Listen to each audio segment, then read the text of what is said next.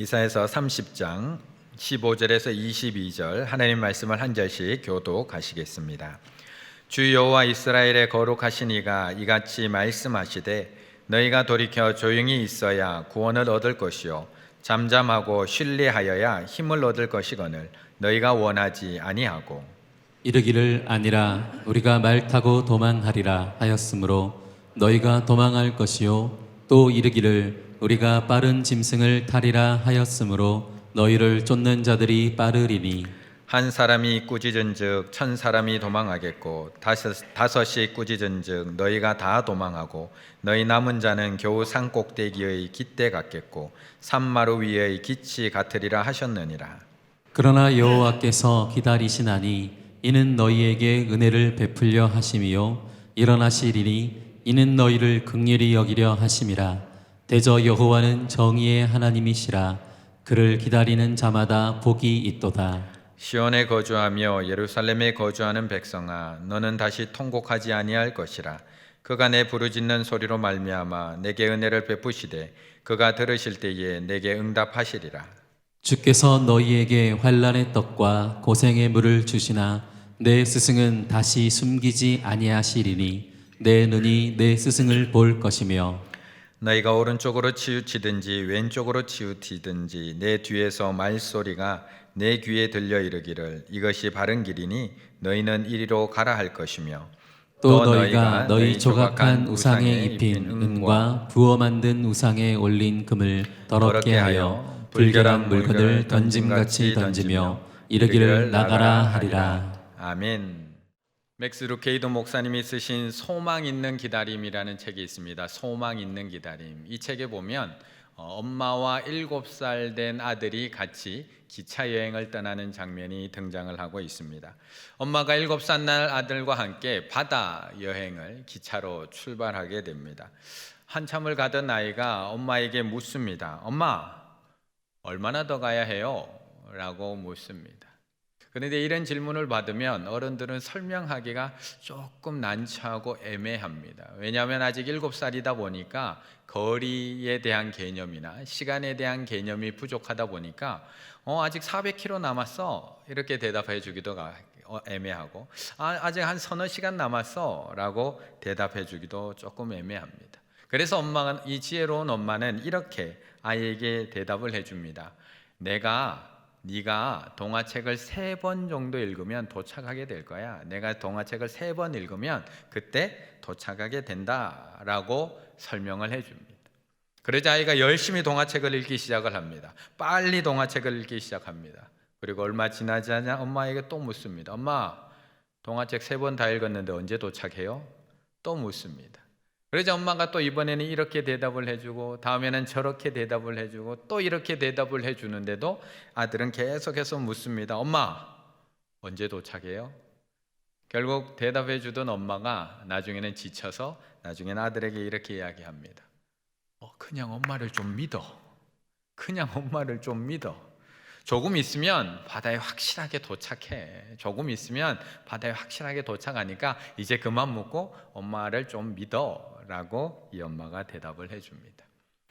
이 글을 읽고 있노라니 저희 집 애들만 그런 게 아니구나 라는 것을 알게 됐습니다. 우리 집 아이들만 차 타고 나면 아빠 언제 도착해요? 라고 묻는 게 아니라는 것을 알게 되었습니다. 저희 집 아이들도 폰에 빠져 있지만 않으면 무조건 묻습니다. 폰에 빠져 있으면 묻지 않습니다. 배가 고프다는 이야기도 하지 않고요. 화장실 가고 싶다는 이야기도 하지 않습니다. 그런데 신기한 것은 폰만 덮어놓으면 배고프고 화장실 가고 언제 도착하냐고 묻기 시작을 합니다. 그렇게 여행 가자고 해서 출발한 여행인데 30분도 지나기 전에 아빠 언제 도착해요? 아빠 언제 도착해요? 끊임없이 묻기를 시작을 합니다. 동화책 3번 읽고 나면 도착할 거야. 금방 읽고 또 묻습니다. 한숨 자고 나면 도착할 거야. 또 한숨 자고 나면 또 묻습니다. 그거 먹고 나면 도착할 거야. 끊임없이 언제 도착해요? 언제 도착해요? 언제 끝나요? 언제 끝나요? 묻는 게 우리들입니다. 이 모습이 우리들의 모습이라는 것입니다. 하나님을 신뢰하고 하나님을 믿음으로 잠잠히 기다려야 되는데 기다리지 못합니다. 아빠만 믿고 기다리면 되는데 잠잠히 기다리지를 못합니다. 계속해서 묻습니다. 언제 도착해요, 아빠? 이거 언제 끝나요? 우리는 오늘도 묻고 어제도 물었습니다. 아빠 언제 끝나요? 책 3번 읽으면 아빠 3번 읽었어요. 언제 끝나요? 그 간식만 먹으면 안 끝나면 이제 불평하기 시작을 합니다. 원망하기 시작합니다.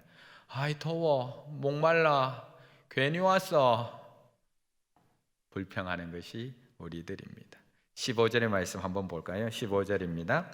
주 여호와 이스라엘의 거룩하신 이가 이같이 말씀하시되 너희가 돌이켜 조용히 있어야 구원을 얻을 것이요 잠잠하고 신뢰하여야 힘을 얻을 것이거늘 너희가 원하지 아니하고. 아멘.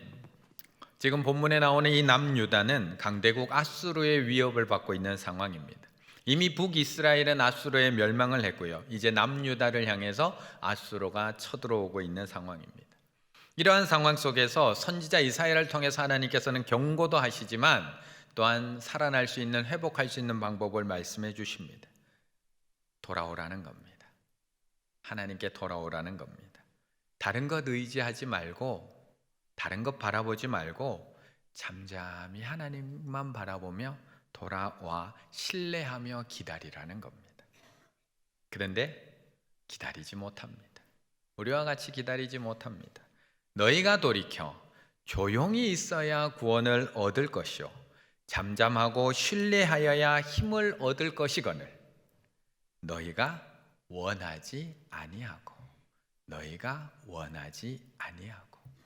조용히 잠잠히 신뢰하며 하나님을 기다리라고 했는데 너희가 그렇게 하지 아니했다는 겁니다. 눈에 보이는 애굽의 도움을 기다리지 보이지 않는 하나님을 기다리지 않습니다. 강력해 보이는 애굽을 찾아가지 잠잠히 계시는 하나님을 찾아가지 않습니다. 사실 우리도 기다리고 있습니다. 오늘도 기다리고 있습니다. 우리도 코로나19로 인해서 힘겨워하고 있지만 오늘도 우리는 기다리며 살아가고 있습니다. 무엇을 기다리고 있으신가요? 무엇을 기다리고 있으신가요? 치료제가 개발되기를 기다리고 계신가요? 백신이 개발되기를 기다리고 있나요? 언제쯤 치료제가 나올까? 언제쯤 백신이 나올까? 어느 나라에서 먼저 개발이 될까? 우리나라에서 먼저 개발해야 될 텐데 하나님 언제 끝나나요? 우리도 기다리고 있는데 우리는 다른 것을 기다리고 있는 것 같습니다. 그런데 사실 연약한 우리들만 못 기다리는 것은 아닙니다. 우리 집 아이들만 참을성 없는 것도 아닙니다. 우리만 진득하게 기다리지 못하는 것 아닙니다. 믿음의 조상 아브라함 그리고 그의 아내 사라 잘 기다렸었나요? 물론 그들의 이름이 히브리서 11장에 기록되어 있습니다. 믿음의 장이라고 하는 곳에 그 두 부부의 이름이 떡하니 기록되어 있는 것을 볼 수가 있습니다. 히브리서 11장 11절에는 이렇게 기록되어 있습니다. 함께 읽습니다. 믿음으로 사라 자신도 나이가 많아 단산하였으나 잉태할 수 있는 힘을 얻었으니 이는 약속하신 이를 미쁘신 줄 알았습니다. 아멘. 사라가 잘 믿었다는 겁니다. 그런데 정말 이 부부가 믿음의 장에 기록될 만큼 하나님의 약속을 그렇게 잘 기다렸나요? 우리는 알고 있잖아요. 그렇지 않다는 거 너무 잘 알고 있잖아요. 창세기 18장 12절 이렇게 얘기합니다. 사라가 속으로 웃고 이르되. 사라가 속으로 웃고 이르되. 하나님께서 내년 이맘때에 너에게 아기가 있을 것이다. 네가 잉태하게 될 것이다 라고 이야기해 주시자 그 이야기를 들은 사라의 반응입니다. 사라가 속으로 웃고 이르되 하나님이 내년 이맘때 너에게 아기가 있을 것이다 라고 말씀을 친히 해 주셨으면 우리는 뭐라고 노래를 불러야 되나요? 야야야 내 나이가 어때서 이렇게 노래 불러야 되는 거 아닌가요? 근데 사라는 속으로 웃으며 이 나이에 이제 90살을 한 해 남겨둔 사라가 이 나이에 라고 웃고 있습니다. 아니요, 웃은 정도였나요? 사라가 웃은 정도로 못 기다렸나요? 그 앞에 보면 16장 2절, 창세기 16장 2절에 보면 이렇게 이야기합니다. 함께 읽습니다. 사레가 아브라함에게 이르되 여호와께서 내 출산을 허락하지 아니하셨으니 원하건대 내 여종에게 들어가라. 내가 혹 그로 말미암아 자녀를 얻을까 하노라 하매 아브라함이 사라의 말을 들으니라. 아멘. 이들은 하나님의 말씀을 우습게 넘긴 정도가 아니라 믿지 않았습니다. 기다리지 못했습니다. 그래서 약속의 아들을 기다리지 못해서 결국에는 하갈을 통해, 여종을 통해 육체의 아들인 이스마엘을 낳았던 사람, 그것이 아브라함과 사라입니다. 이것이 우리의 믿음이라는 겁니다. 이게 우리의 기다림의 수준이라는 겁니다. 믿음의 조상이라고 한 아브라함과 사라도 이 정도밖에 못 기다렸다는 겁니다. 아이들만 못 기다리는 것이 아니라 우리도 못 기다리는 겁니다. 조금만 막혀도요, 조금만 지연이 돼도, 조금만 지체가 되어도 얼마나 답답해하고 얼마나 화를 내는지 모릅니다. 신호가 바뀌었는데 앞차가 안 가면 몇 초 만에 빵빵? 실험 결과 0.5초 만에 빵빵하는 것이 우리들입니다. 주문한 음식이 안 오면, 한참을 기다려도 안 오면 전화해서 닭 잡아서 오냐고 큰 소리치며 따지는 것이 우리들입니다. 택배도 빠른 배송, 당일 배송을 넘어 이제는 새벽 배송, 총알 배송, 이제 무슨 배송? 로켓 배송해줘야지 만족해하며 사는 것이 우리들입니다. 우리는 여전히 하나님을 기다리는 것에 익숙하지 못합니다. 예배 드리고 나면, 말씀 듣고 나면 그래도 조금 안정을 찾았다가 금방 조급해지는 건, 여전히 조바심 내고 여전히 불안해지는 것이 우리들입니다. 교회 왔다 가면 그래도 월요일까지는 그래도 참을만 한데 화요일부터 뉴스에서 쏟아지는 소리 하나하나 듣고 나면 또 불안해지고 또 걱정이 됩니다. 우리 성도님들만 그럴까요? 저는 안 그럴까요?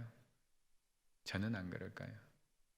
지난 주간에 교회발 감염, 또 빵빵 터지는 소식을 보면 저는 안 불안할까요? 저는 안 두려울까요?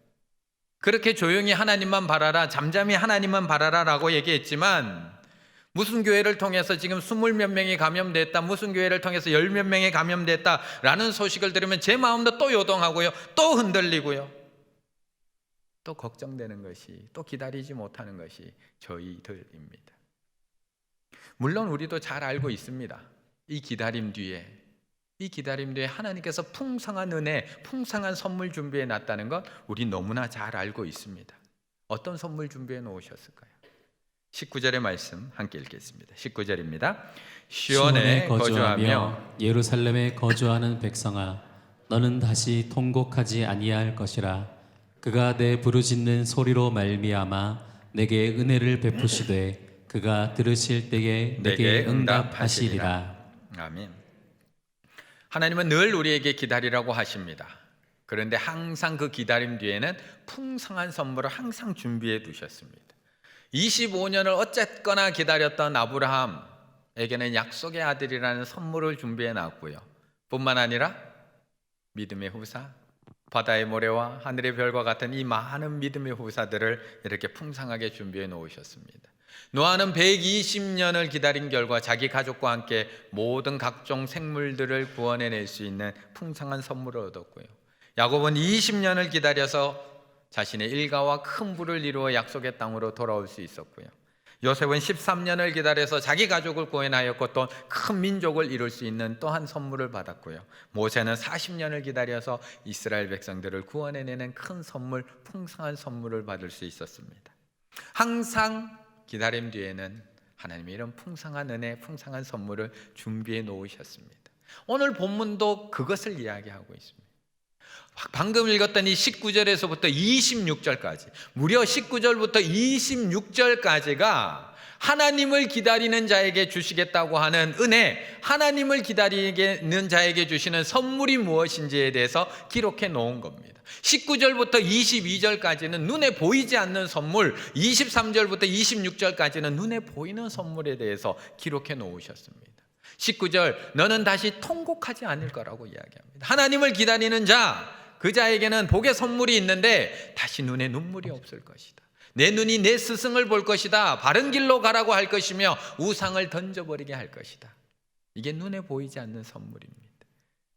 우리는 눈에 보이지 않는 선물보다는 눈에 보이는 선물을 더 좋아합니다. 그걸 아시는 하나님께서 23절부터는 눈에 확 보이는 선물도 준비해 놓으셨습니다. 곡식이 풍성하고 기름지게 할 것이며 키우는 가축들도 맛있는 먹이를 먹을 거야. 너희만 맛있는 먹이를 먹을 정도의 복이 아니라 너희가 키우는 가축들도 소금 쳐서 간된 맛있는 먹이를 먹을 것이다. 고산과 줄령마다 개울과 시냇물이 흐르게 될 것이다. 마지막 26절 최고의 하이라이트 함께 있습니다. 여호와께서 자기 백성의 상처를 싸매시며 그들의 맞은 자리를 고치시는 날에는 달빛은 햇빛 같겠고 햇빛은 7배가 되어 7날의 빛과 같으리라.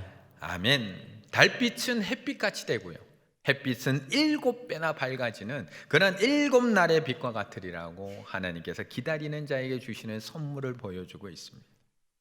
다른 것 기다리지 않고 하나님을 기다리면, 다른 것 기다리지 않고 하나님을 기다리면 이런 선물들이 준비되어 있다는 겁니다.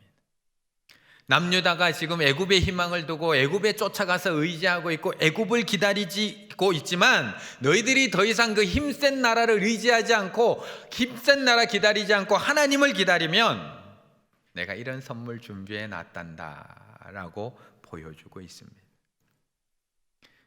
그래서 사실 이 사실은 성경을 모르고 있는 사람들도 알고 있는 내용입니다. 기다림에는 선물이 있다는 것, 교회 다니는 사람 말고도 다 알고 있는 사실입니다. 산모가 10달을 기다리면 예쁜 아기를 선물로 받는다는 것 다 알고 있습니다. 매무이가 이 땅에 나오기 위해서는 7년을 기다려야 된다는 것 다 알고 있고요. 아기가 태어나서 걸음마하는 시간까지, 어제 돌예배 가봤지만 걸음마를 시작하는 시간까지 무려 8,000시간을 기다려야 된다는 것을 다 알고 있습니다. 꽃송이 하나를 보기 위해서, 하나의 과일을 얻기 위해서 얼마나 오랜 시간, 수개월을 기다려야 된다는 건 농부들이면 다 알고 있습니다. 10년 전에 유행했던 책 마시멜로 이야기, 우리 기다림에 대한 이야기를 이야기하고 있는 책입니다. 1960년대 미국 스탠퍼드 대학에서 했던 그 실험, 마시멜로우 실험. 참가한 4살 밖의 아이들에게 마시멜로우를 하나 줍니다. 그리고 이거 안 먹고 15분을 참으면 선생님이 하나 더 줄게, 15분 참아? 라고 이야기해주고 나갑니다. 하지만 그것을 참아낸 아이가 얼마나 될까요? 평균 참는 시간 4분이었고요 단 15% 아이만 참아냅니다. 85% 아이는 바로 먹거나 조금 참다가 먹어버립니다. 이후에 이 아이 550명 아이들을 10년 단위로 조사합니다. 추적 조사를 합니다. 어떻게 성장해 가는지. 그래서 그 책에서 이야기합니다. 그렇게 참고 기다린 아이들은 나중에 집중력과 또한 성취력, 여러 가지 부분에서 자제력이 뛰어나기 때문에 성공적인 삶을 살고 있다라고 그 책에서는 우리에게 이야기합니다. 제가 그 책을 읽고 얼마나 걱정했었는지 모릅니다. 저희 아들은 바로 먹더라고요. 2개 필요 없더라고요. 바로 먹더라고요. 우리 아이는 큰일 났구나. 그런데 걱정하지 말 것이, 최근에 이 실험에 오류가 있다는 것, 너무 제한된 조건이 주어졌다라는 것 때문에 다시 여러 번의 다른 실험들이 재개되었다라는 이야기도 듣게 됩니다. 그런데 중요한 것은 이 책에서 이야기하는 것은 기다림의 중요성에 대해서는 이야기하고 있는 책입니다. 그런데 저는 이 책을 보면서 반대로 생각해 봤습니다. 사람은 기다리지 못하는 존재구나. 기다리지 못하는 존재구나. 기다리기 참 어려운 본성을 가지고 있는 존재라는 것을 이 책을 통해서 알게 되었습니다. 우리는 기다림 자체가 익숙하지 못합니다. 이것은 기다림 뒤에 선물이 있다는 것을 몰라서 일어나는 일이 아닙니다. 분명히 알고 있습니다. 마시멜로 15분 참으면 또 하나가 주어질 것을 알고 있음에도, 그 약속이 방금 있었음에도 불구하고 우리는 참지 못하는 본성을 가지고 있다는 겁니다. 아이들만 그런 것이 아니라는 겁니다. 세상 사람들만 그런 것이 아니라는 겁니다. 믿음을 가진 우리들도 참지 못합니다. 사도행전에 보면 참 재미있는 장면이 나옵니다. 사도행전 1장에 보면 예수님께서 십자가에서 죽으시고 부활하셔서 제자들과 만나는 장면이 나옵니다. 제자들과 만나서 시간을 보내신 이후에 예수님께서는 하늘로 제자들이 보는 가운데 승천해서 올라가십니다. 이 승천해서 올라가는 그 장면을 목격한 사람이 몇 명이었죠? 500명이었습니다. 500명. 그것을 본 사람들이 500명이 예수님께서 부활해서 올라가시는 것을 보게 됩니다. 그런데 그 앞에 예수님께서 이 사도들에게 하신 말씀이 있습니다. 사도행전 1장 4절에 보면 이렇게 말씀합니다. 사도와 함께 모이사 그들에게 분부하여 이르시되 예루살렘을 떠나지 말고 내게서 들은 바 아버지께서 약속하신 것을 어떻게? 기다려라. 아버지께서 약속하신 걸 기다려라. 성령이 오기를 기다려라. 예루살렘 떠나지 말고 여기 모여서 하나님께서 약속하신 성령이 오기를 기다려라 라고 말씀하십니다. 그 부활하신 예수님이 제자들과 함께 이 땅에 있었던 날수가 며칠요? 40일. 40일 동안 부활하신 예수님께서 제자들과 사도들과 함께 하십니다. 그리고 예수님이 승천해서 올라가시고 내가 약속한 성령을 보내주시는데 성령의 임재가 마가의 다락방에 나타난 것이 며칠째? 50일째. 오순절에 그 사건이 나타납니다. 40일 동안 제자들과 함께 하시던 예수님께서 부활 승천하시고 50일 만에 누가 오셨다고요? 약속하신 성령이 오십니다. 그러면 며칠을 기다린 거죠? 며칠을 기다렸을까요? 며칠요? 열흘을 기다렸습니다. 열흘. 40일 부활하셔서 제자들과 함께 하시고 승천하시며 기다려라. 그리고 50일째 성령이 임하십니다. 500명이 그 장면을 봤습니다. 기다리라고 하셨습니다. 그런데 과연 사도행전 1장 15절 몇 명이 그 약속을 받았을까요? 함께 있습니다. 모인 무리의 수가 약 120명이나 되더라. 그때 베드로가 그 형제들 가운데 일어서서 이르되 아멘. 500명의 사도들에게 예수님께서는 기다리라. 약속하신 것을 기다리라고 말씀하셨는데 그것을 기다려서 약속을 받은 사람, 성령을 받은 사람은 120명이었더라 말씀하고 있습니다. 아이들만 뭐라고 할 것이 하나도 없습니다. 아이들만 그렇게 못 참느냐? 우리도 똑같이 못 참습니다. 부활하신 예수님이 얘기해도 못 기다립니다. 하나님이 아무리 풍성한 선물이 뒤에 준비되어 있다라고 이야기해도 못 기다리는 것이 우리들이라는 겁니다. 조용히 있어야 구원을 얻을 것이요 잠잠하고 신뢰하여야 힘을 얻을 것이다 라고 말씀하시는데도 너희가 그렇게 하지 아니하였다 말씀하고 있습니다. 우리가 조용하고 잠잠히 하나님을 기다리면 참 좋을 텐데 들려오는 코로나 뉴스 하나에 날마다 요동치는 것이 우리의 마음입니다.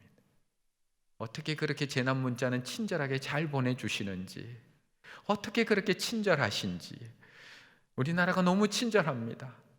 그래서 어디쯤까지 왔는지도 다 알려주십니다. 이제 대전 왔어요. 이제 대전에 온천 다녀가셨어요. 이제 세종시 왔어요. 충남 왔어요. 문자를 보내주실 때마다 우리의 마음은 잠잠하지가 못합니다. 어떡하지? 그렇다면 우리는 안 되는 걸까요?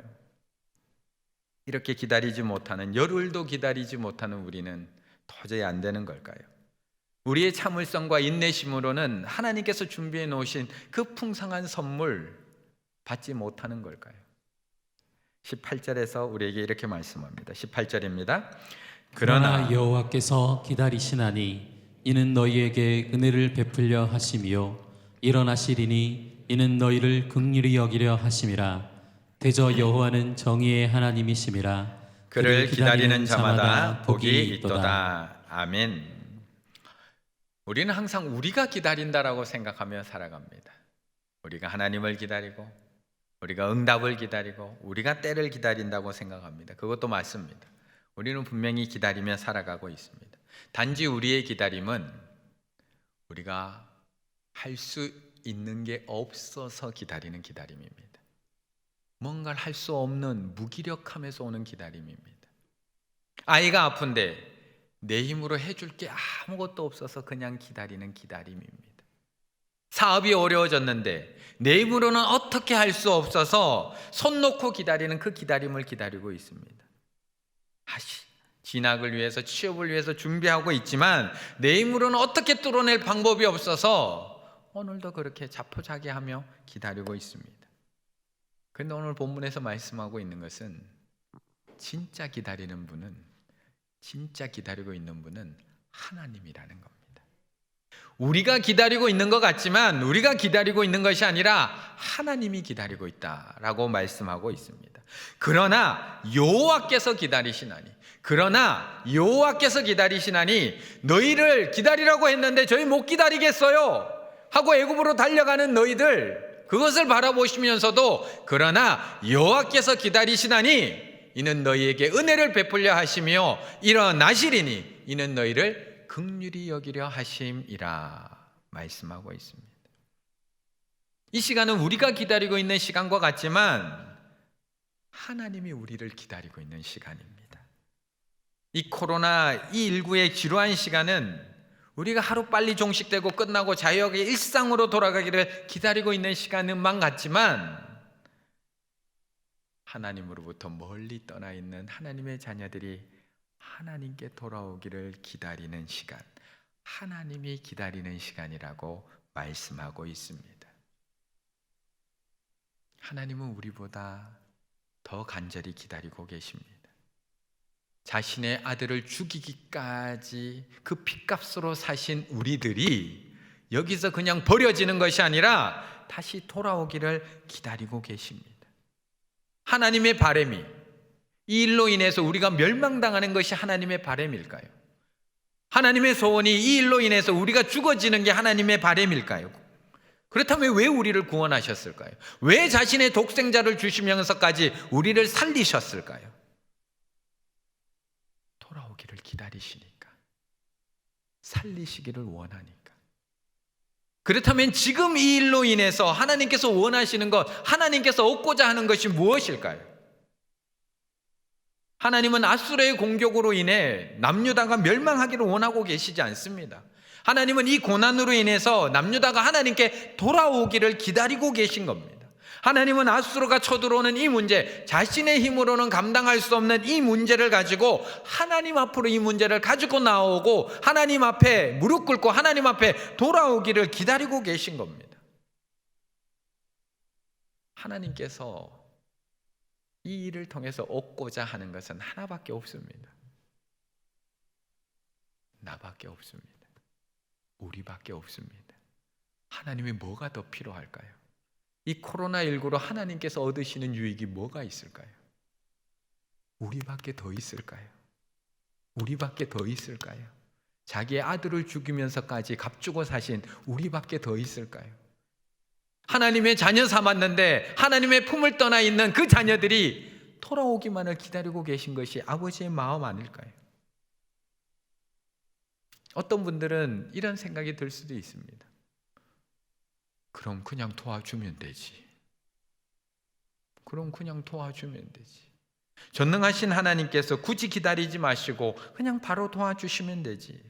그냥 지켜보고만 계시지 말고 와서 바로 도와주시면 되지. 능력의 하나님께서 그냥 말씀 한마디로 천지 창조를 하신 하나님께서 왜 그냥 그렇게 계시나? 요한복음 3장 20절에서, 요한계시록 3장 20절에서 우리에게 이렇게 말씀합니다. 함께 읽습니다. 볼지어다 내가 문 밖에 서서 두드리노니 누구든지 내 음성을 듣고 문을 열면 내가 그에게로 들어가 그와 더불어 먹고 그는 나와 더불어 먹으리라. 아멘. 볼지어다 내가 문 밖에 서서 두드리노니, 내가 문 밖에 서서 두드리는. 왜 그냥 문 열고 들어오시지 않는 걸까요? 왜 그냥 뚫고 들어오시지 않는 걸까요? 바깥쪽에는 손잡이가 없다고요? 손잡이가 없어서 못 들어오시는 분이 하나님이라고요?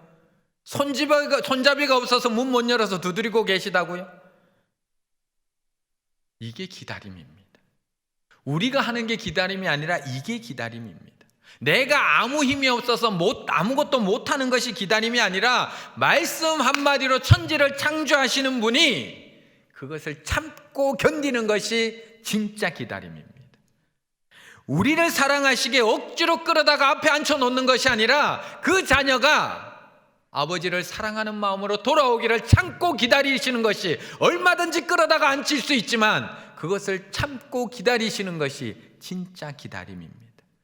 우리를 종으로 생각하지 아니고 여기지 아니하시고 우리를 자녀로 생각하시기에 존중하시면서 친히 문 열기를 기다리고 계시는 것, 그것이 진짜 기다림입니다. 하지만 여전히 포기하지 않으시고 오늘도 우리를 용서하고 계시는 진짜 기다림.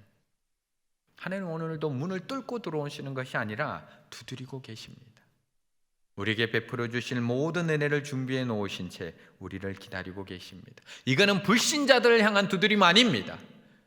요한계시록의 7교회, 라오디게아 교회, 하나님의 자녀 되었었지만 하나님으로부터 멀리 떨어져 버린 다른 것들을 기다리고 있는 하나님의 자녀들을 향한 하나님의 두드림입니다. 우리 성도님들 코로나 기간 동안 교회 못 나오시는 2달 동안 교회 나오기를 참 많이 기다리셨죠. 지난 한 주간도 성전으로 나오기를 참 많이 기다리셨고 주님의 품에 돌아오기를 참 많이 기다리셨죠. 우리들도 기다렸습니다. 하지만 진짜 기다림은 하나님이 기다리셨습니다. 하나님이 기다리셨습니다. 우리는 우리가 기다렸다라고 늘 생각을 합니다. 아니요, 아버지가 기다리고 계셨습니다. 아버지가 돌아오기를, 나오기를 하나님께서는 한없이 기다리고 계셨습니다. 매년 5월 25일은 실종 아동의 날입니다. 아빠를 잃어버린 아이들도 아빠를 기다립니다. 그런데 자식을 잃어버린 아빠는 더 애타게 기다립니다. 이사도 가지 못하고 기다립니다. 25년, 50년을 평생 그 집에 살며 기다립니다. 왜요? 그 아들이 언제 돌아올지 모르기 때문에 이사도 가지 못하고 그 집에 기다리는 것이 아버지의 마음입니다. 우리 성도님들은 오늘 무엇을 기다리고 계시나요? 하루속히 편하게 예배 드릴 날만을 기다리고 계시나요? 아니면 편하게 친구 만나서 일상으로 돌아가기를 기다리고 계시나요? 아니면 하루빨리 모든 것이 정상화되고 내 사업이 다시 살아나기를 기다리고 계시나요? 아니면 백신이 빨리 개발되어서 모든 것들이 빨리 종식되기를 기다리고 계시나요? 그것도 기다리셔야 됩니다. 그것도 기도하시며 기다리셔야 됩니다. 하지만 하나님께서 우리를 기다리고 계시다는 것, 그것을 기억하셔야 됩니다. 우리가 하나님께 돌아오기만을 기다리고 계시다는 것, 우리에게 베풀어 주실 그 은혜들을 다 준비해 놓고 기다리고 계시다는 것, 우리가 다시 통곡하지 않도록, 우리가 바른 길을 갈 수 있도록, 우리에게 더 큰 풍성한 것들로 곡식이 풍성하고 기름지도록, 산과 계곡마다 시냇물이 흐르도록 잔치를 벌일 준비를 다 해놓고 기다리시는, 마을 어귀까지 나와서 언제 돌아올까 바라보며 기다리시는 그 아버지의 마음을 기억하셔야 됩니다. 코로나19 분명 우리에게 답답하고 힘든 시간입니다. 문자가 올 때마다 조용히 기다리지 못하고 불안해지고 두려워집니다. 뉴스의 한 토막이 나올 때마다 잠잠히 하나님을 바라보던 내 마음이 또 흔들리고 또 요동이 칩니다. 하지만 우리가 다른 것을 기다리지 않고 하나님만 기다릴 수 있다면, 우리를 기다리고 계신 하나님께만 돌아갈 수 있다면 하나님께서는 이미 부어주실 은혜를 이미 준비하고 계십니다. 이번 한 주간 조용히 하나님만 바라보시고 잠잠히 하나님만 신뢰하시며 끝까지 하나님만을 기다리실 수 있는 우리 충일의 가족들 다 되시기를 간절히 바라겠습니다. 기도드리겠습니다.